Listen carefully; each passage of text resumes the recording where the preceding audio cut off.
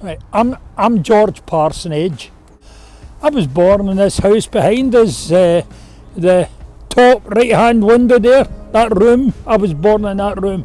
I suppose I was what we would call spoiled rotten. I was the youngest of four in the family. I was the baby of the family, so they spoiled me, and anything I wanted they really gave me. It was wonderful. But we were a very, very compact family because we didn't really go anywhere. Living here in the park, you didn't really go out and travel very far. I went to school in Bridgeton and James Street to John Street, and then John Street Secondary. And then for my very final year, 2 years of education, I had to go to Whitehill School in Denison.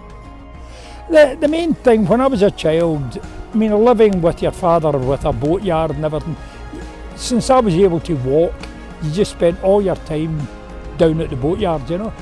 When you weren't at school or you weren't sleeping, you were down at the boatyard. When I left school, I applied. I started off working as an architect in an office, but I had applied to go to the art school, the Macintosh School of Art, and nobody was more surprised than me when I got accepted for the art school. And I spent 5 years there studying art and went on a scholarship all over the continent, mostly to Italy.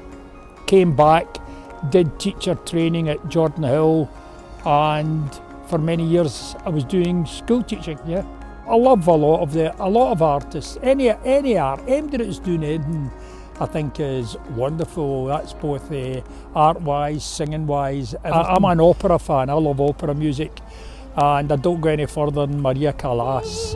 She is. I was listening to her this morning. She is absolutely. Nobody can sing like Maria Callas can. And art-wise, I really do like. I like everything because people illustrate things in different ways. You know, it's easy to say you like Van Gogh or Monet or Rembrandt or something. You know, that's easy because they are good. But equally so is somebody that does tattoos. You know, there's some fantastic tattoo artists. So everybody, people that illustrate, the people that write that do the drawings for the Orwellian and the Bruins every week, they're all artists. In their own right, they do some magnificent work. Can you tell us how you started working with your dad? You couldn't live in a house, a lifeboat station, without getting involved. As a call from the police or from the public would come in an emergency, you couldn't watch your dad going out to work if you were able to help him. So you get sucked in and you just automatically went out to help him, you know. One of the first things I remember as a wee boy was being asked to take a stretcher down to about a couple of hundred yards downriver, a couple of hundred metres downriver, where my dad had got somebody out the water and they wanted a stretcher there. I remember things like that, or carrying ropes for him and things. You just do what you can. And I mean, I learned to row very, very fast, and by being here all the time, I quickly became a very, very good rower, better than most people, just because I was there all the time. You practice something enough, you become good at it. So I became good at rowing, and then my dad would use me to row his boat for him, you know. My father didn't really expect me to. He had set me up as an artist and a teacher. But when my father died, we had this house and my mother was in a wheelchair. We didn't have a house of our own. We had this tied house, and the day my father died, that afternoon the police phoned. The police hadn't really realised my father died, and the police phoned about someone needing rescued downriver, and I just went. That was it. You couldn't say, sorry, can't you go? You went. That's what you were trained for. And as I say again, you get sucked straight into it, you know. No alternative. Water pollution is a huge issue to climate change and something we have learned about as a school for COP26. Can you recall if there have been incidents of this for the River Clyde? There's still a lot of pollution goes into the Clyde, and it's absolutely ridiculous. Our sewage works, every time there's heavy rain, they just bypass the sewage works and they put the sewage straight into the river. It is. We had it the other day. We've not had very much rain, but it was about a week ago we had a sudden heavy fall of rain and it all just went into the river. All the outflows were covered in sewage. It is utterly ridiculous. The river's an awful lot cleaner. In my day the river would be a different colour every day, from the tanneries, the dye works, the paper mills, an awful lot of oil from industry up in the county, all the steelworks and everything. And the thing is, people keep saying they've cleaned the river. No, they haven't. God or whoever will clean the river, because the river is only rainwater if we don't put the rubbish into it. We don't have the oil, we don't have the chemicals and everything in the rivers the way we had, but not because MD stopped them getting in. It's because all these industries have ceased. We don't have these industries anymore. The industries all closed down, or in my opinion, we'd still have them getting into the river. The river's a lot cleaner, yeah. You ever encountered a surprise or something unexpected when trying to save a life? Oh yeah. The biggest surprise I had was down at the tidal weir, where we have almost like whirlpools, and I went down to save a young man who was seen in the water, and as I'm trying to get hold of him, another one came up alongside. Now that was a surprise. I now know that these two lads, and they had dared each other to swim the river, and both had got into trouble, but the person that reported it had only seen the one in the river.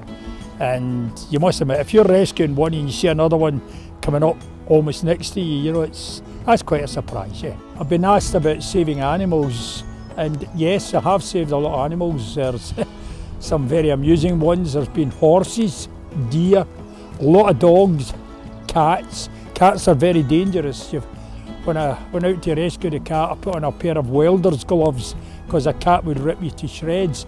The other animals, in inverted commas, that could tear you to shreds are things like seagulls with their big beaks.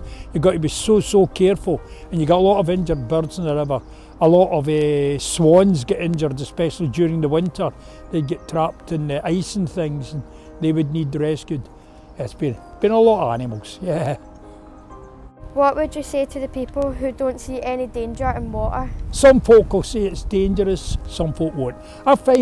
I treat the river with the greatest respect. I find the river extremely dangerous. The river can be a good friend, but it can be a very cruel master if you let it. You've got to respect it. And if you are somebody that goes out in the water, you've got to know your abilities. The people that usually get into trouble are the people who haven't realised how limited their abilities are, and they overstretch their abilities and they get into trouble. And they've got to remember, it's not just them that might lose their life. It's some youngster walking up the river bank that might go to help them. A police officer, a lifeboat officer, somebody sees them in trouble, and that person might lose their life trying to save them. You've got to think the whole thing out. You've got to be careful, very careful, very respectful of water. Any water can kill.